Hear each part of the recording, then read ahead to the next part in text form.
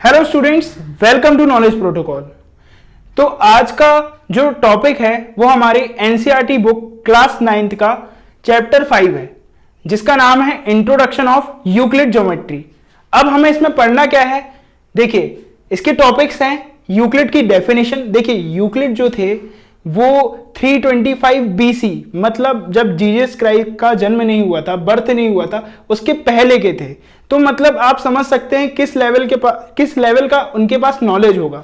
तो यहां पर हमें जो टॉपिक्स पढ़ने हैं वो है यूक्लिड की डेफिनेशंस, यूक्लिड के एग्जम्स और यूक्लिड के पोस्टुलेट्स। तो इसको हम डिटेल में समझेंगे। सबसे पहले बात कर लेते हैं डेफिनेशंस की। तो डेफिनेशंस यूक्लिड ने क्या दी थी, समझिए। यूक्लिड बहुत पुराने थे तो उनकी डेफिनेशन उतने एक्सप्लेनेशन नहीं था। तो यहां पर यूक्लिड की डेफिनेशन को अनडिफाइंड कहा जाता है। अभी अनडिफाइंड क्यों कहा गया है इसको समझते हैं। सबसे पहले जो यूक्लिड ने डेफिनेशन दी थी वो दी थी पॉइंट की। उनने कहा था पॉइंट के बारे में विच हैज नो पार्ट। अब ये डेफिनेशन बहुत ही छोटी हो गई। अब इसमें एक बात कही गई पार्ट। अब भाई जो पार्ट टर्म है उसको भी डिफाइन करना जरूरी था, जो कि डिफाइन नहीं किया गया। तो इस कारण भी यूक्लिड की डेफिनेशंस को अनडिफाइंड कहा जाता है। दूसरा लाइन में कहा गया ब्रेथलेस लेंथ। अब ये ब्रेथ क्या है, लेंथ क्या है, उसको भी डिफाइन करना जरूरी था। इसके बाद सरफेस के बारे में कहा। सरफेस मतलब a part which has length and breadth both. But Euclid ने लेंथ और ब्रेथ के बारे में अगेन कुछ नहीं कहा, इसीलिए यूक्लिड की डेफिनेशंस को यहां पर अनडिफाइंड कहा जाता है। अब बढ़ते हैं हम पोस्टुलेट और एग्जम्स की तरफ। चलिए बात करते हैं किसकी, एग्जम्स की और पोस्टुलेट की। अब ये क्या होते हैं, देखिए ये जो हैं कुछ ऐसे सेट ऑफ रूल्स हैं जिनको प्रूफ नहीं किया जा सकता, क्योंकि ये यूक्लिड ने बनाए थे, इनको किसी ने आज तक प्रूफ नहीं किया है। ये सिर्फ एक यूनिवर्सल ट्रुथ है, यूनिवर्सल ट्रुथ। अब ये यूनिवर्सल ट्रुथ होता क्या है तो समझते हैं। यूनिवर्सल ट्रुथ मतलब जो हर जगह एप्लीकेबल हो, जिसको हर जगह लगाया जा सके, जो इवनली हर जगह पर अप्लाई होता हो, तो वो होता है यूनिवर्सल ट्रुथ। मतलब बोल सकते हैं ये एक सच्चाई है जो हर जगह एप्लीकेबल होती है। तो वैसे ही एग्जम्स होते हैं और पोस्टुलेट होते हैं। इसमें जो रूल्स आपको बताए जाएंगे वो अनप्रूव्ड हैं, बट ये है यूनिवर्सल ट्रुथ। अब एग्जम्स क्या होते हैं, एग्जम्स जो हैं वो सर्टेन अजम्पशंस हैं मैथमेटिक्स के, जो अप्लाई होते हैं होल मैथमेटिक्स पर।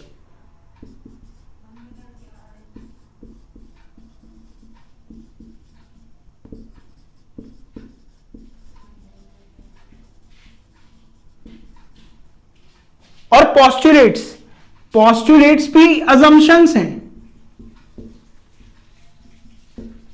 बट ये होल मैथमेटिक्स पर अप्लाई नहीं होते।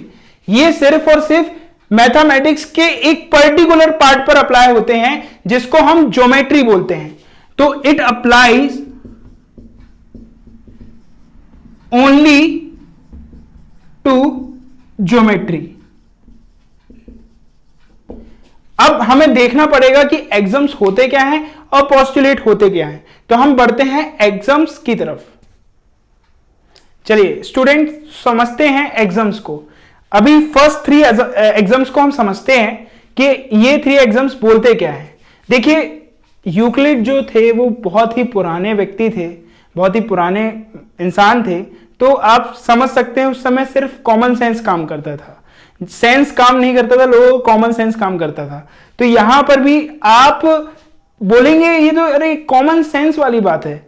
देखिए तो ये पुरानी बातें हैं जो आपको लग सकता है कि भाई ये तो हम भी जानते हैं, लेकिन ये उस समय के लिए बहुत बड़ी बात हुआ करती थी। ये आजकल आप नॉर्मली यूज करते हैं। तो पहला जो एग्जाम्स है वो ये कह रहा है things which are equals to same things are equals to one another. मतलब समझिए, if a is equals to b, अगर कोई सर्टेन नंबर है जो दूसरे नंबर की इक्वल है, सपोज a जो है वो b की इक्वल है और आपने कहा b जो है वो c के इक्वल है।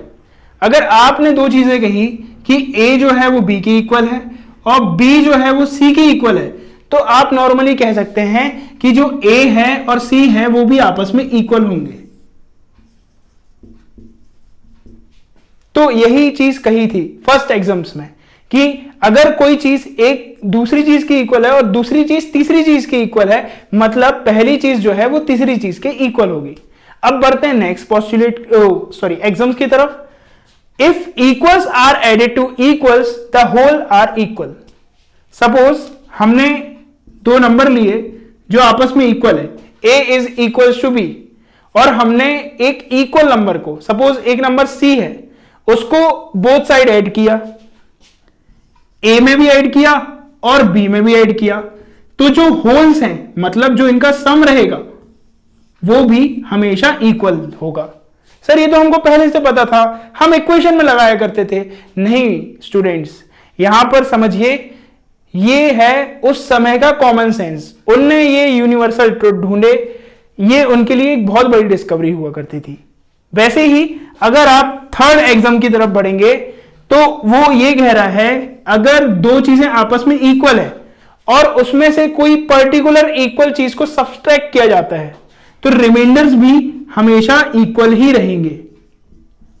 तो ये थे तीन एग्जाम्स। बढ़ते हैं आगे के एग्जाम्स की तरफ। चलिए, तो जो नेक्स्ट एग्जाम्स हैं वो ये कह रहा है, things which are coincide with one another are equals to one another. देखिए यहां पर कोइंसाइड का मतलब है आइडेंटिकल या सेम। अगर कोई एक चीज दूसरी चीज के जैसी है, दिखने में सेम टू सेम है, तो वो हमेशा इक्वल होंगी। जैसे कि इक्विलेटरल ट्रायंगल।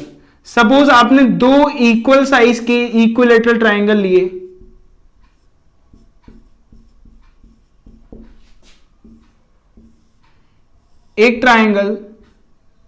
दो ट्रायंगल जिनकी लेंथ और एंगल्स आपस में इक्वल है।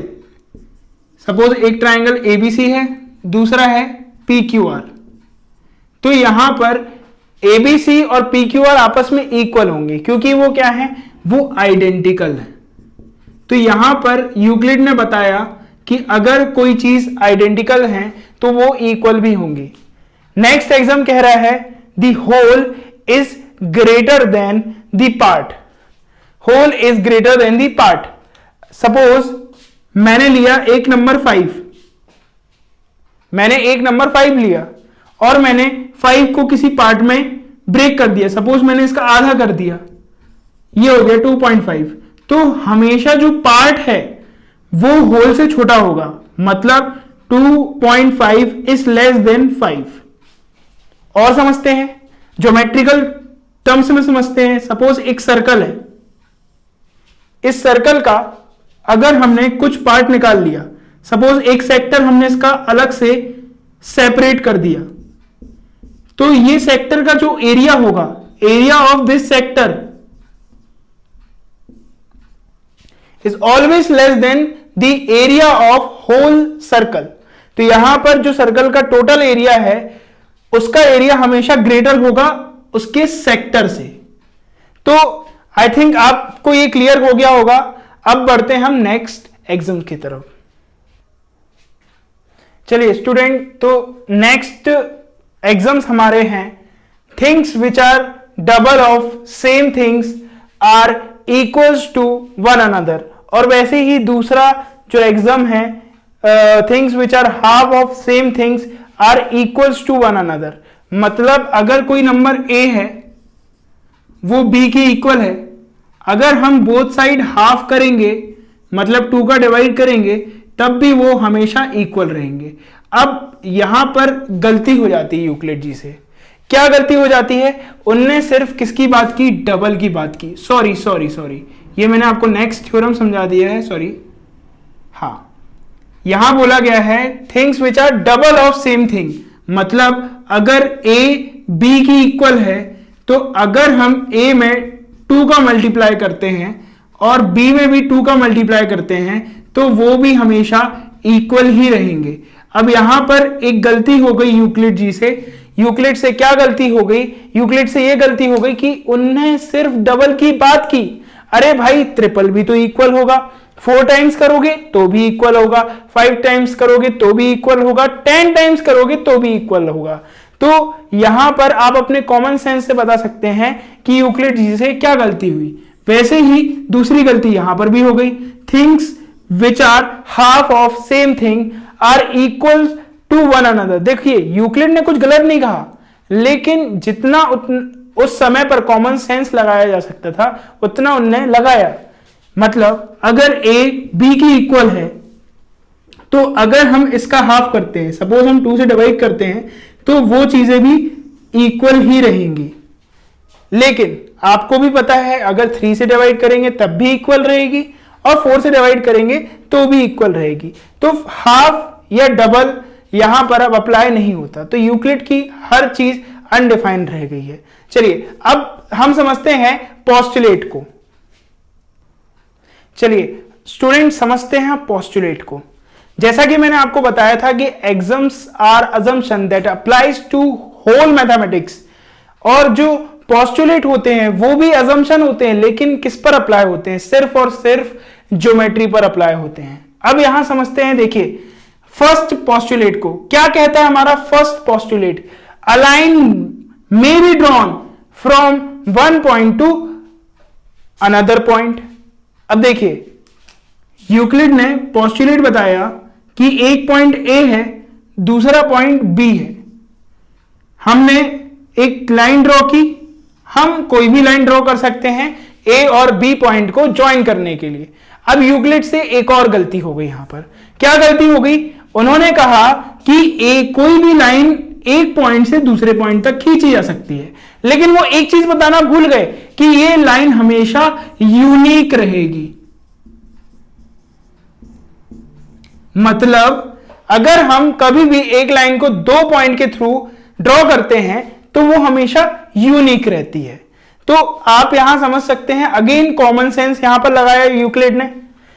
देन नेक्स्ट जो पोस्टुलेट है वो है a terminated line can be produced infinitely, indefinitely. तो यहां पर समझिए, अगर कोई लाइन टर्मिनेटेड है ए और बी पॉइंट पर, तो इस टर्मिनेटेड लाइन को, मतलब लाइन सेगमेंट को अगेन लाइन बनाया जा सकता है बाय एक्सटेंडेड इट। अगर आप इसको एक्सटेंड कर देंगे तो ये फिर से एक लाइन बन जाएगी। तो यूक्लिड ने यहां पर बोला कि a terminated line can be produce infinitely या इनडेफिनेटली। चलिए अब बढ़ते हैं नेक्स्ट टू पोस्टुलेट की तरफ। अब हम जिन 2 पोस्टुलेट की बात कर रहे हैं वो यहां पर कह रहे हैं कि a circle can be drawn with any centre and radius. तो कोई भी पॉइंट हो और कोई भी रेडियस हो, हम इन 2 चीजों की मदद से आराम से किसी भी सर्कल को प्रोड्यूस कर सकते हैं। आप यहां पर राउंडर पुट कीजिए, एक सर्कल ड्रॉ हो जाएगा।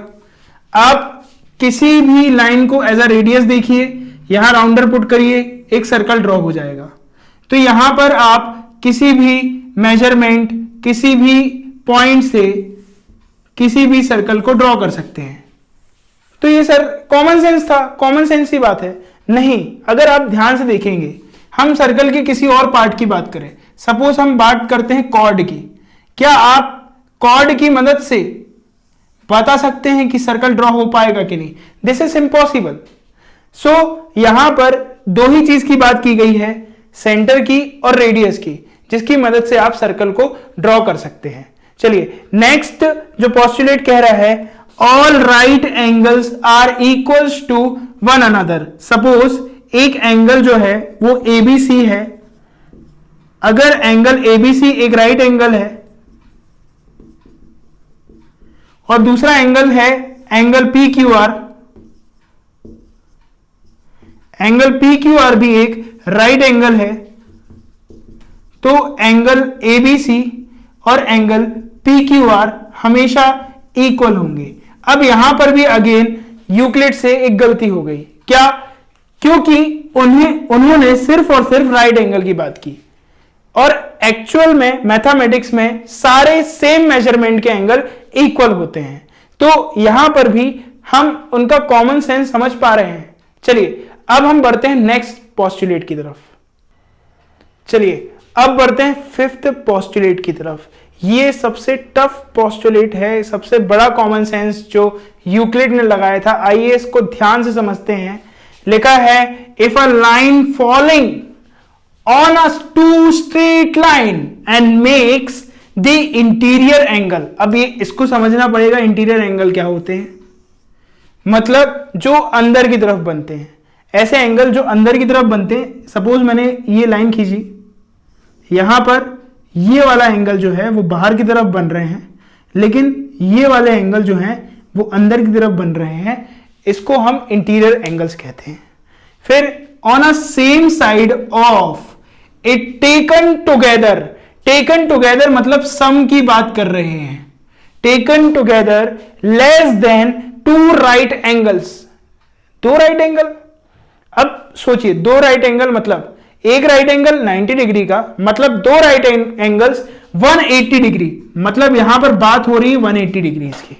then the two straight line if produced indefinitely meet on that side which the sum of angle is less than two right angles। समझिए ये पोस्टुलेट कह रहा है अगर मान लीजिए दो स्ट्रेट लाइन है, ये दो स्ट्रेट लाइन है और हमने एक स्ट्रेट लाइन इन दोनों स्ट्रेट लाइन के थ्रू पास की, तो ये पोस्टुलेट कहता है जहां पर जो इंटीरियर एंगल्स का सम है, ये जो आपको दिख रहे हैं ये एंगल 1 और एंगल 2, ये इंटीरियर एंगल है, और एंगल 3 और एंगल 4 ये भी इंटीरियर एंगल है। तो जिस तरफ इंटीरियर एंगल का सम मतलब 1 और 2 का सम या 3 और 4 का सम अगर 180 डिग्री से लेस निकलता है, तो आप कॉमन सेंस लगा सकते हैं कि कहां का लेस निकलेगा। आप ऑब्वियसली यहां का बताएंगे, लेफ्ट साइड का बताएंगे, तो आप बोलेंगे एंगल 1 और एंगल 2 का सम जो है वो 180 डिग्री से कम निकलेगा। तो जिस तरफ ये कम निकलेगा, जो सम है वो 180 डिग्री से कम निकलेगा, और वहां की लाइन को अगर इनडेफिनेटली प्रोड्यूस किया जाए तो ये कहीं ना कहीं मीट करेंगी, मतलब इंटरसेक्ट करेंगी। तो सीधा सीधा पोस्टुलेट ये कहता है कि जिस तरफ के इंटीरियर एंगल का सम अगर 180 से लेस है, तो वहां की लाइन को प्रोड्यूस करने पर वो इंटरसेक्ट कर जाएंगी। तो ये हमारा फिफ्थ पोस्टुलेट कहता था।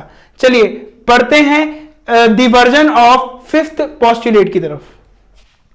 चलिए तो student version of fifth postulate की बात करते हैं। जो फिफ्थ पोस्टुलेट है उसके दो नए वर्जन आए। जो ये कहता था कि सपोज एक लाइन जो है L, उसका एक पॉइंट उसका पॉइंट नहीं है, यानी एक पॉइंट लेते हैं P, एक पॉइंट लेते हैं P जो L पर लाए नहीं करता है, जो L पर लाए नहीं करता है, तो क्या होगा, तो उस P पॉइंट से मतलब ऐसे हर एक पॉइंट से एक लाइन गुजरेगी। सपोज हम उस लाइन की बात करते हैं, वो लाइन जो है वो है M लाइन की बात करते हैं। तो ये M लाइन वो यूनिक लाइन होगी जो पैरेलल होगी L के।